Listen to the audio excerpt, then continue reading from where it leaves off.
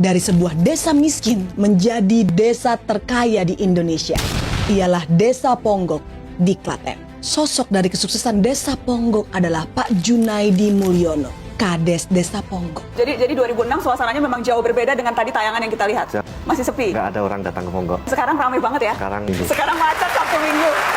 Beliau berhasil mengubah pendapatan desa yang tadinya hanya 80 juta per tahun menjadi 14 miliar per tahun. Apa yang dilakukan Pak Junaidi Mulyono yang bisa diterapkan di seluruh Indonesia? Untuk menggali potensi desa, Pak Junaidi Mulyono memanggil akademisi dan juga mahasiswa, bukan artis, bukan influencer, untuk melihat potensi apa yang sebenarnya Desa Ponggok punya yang bisa menjadi daya tarik untuk wisatawan.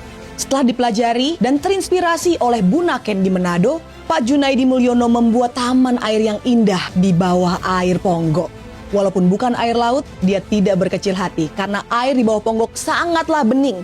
Ditaruhlah mobil, motor sebagai daya tarik. Dan ternyata berhasil karena strateginya tersebut, Desa Ponggok datangi 40.000 wisatawan per bulan.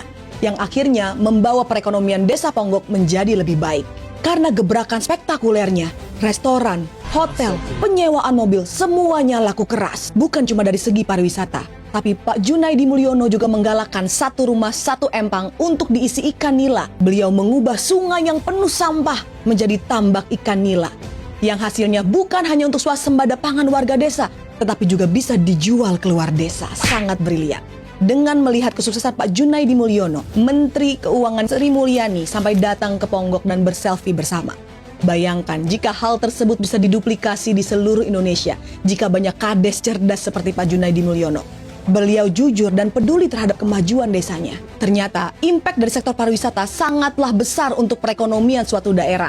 Selain itu, pariwisata juga membuat lingkungan sekitar menjadi lebih bersih, tertata, dan pariwisata meningkatkan kepedulian akan kelestarian lingkungan.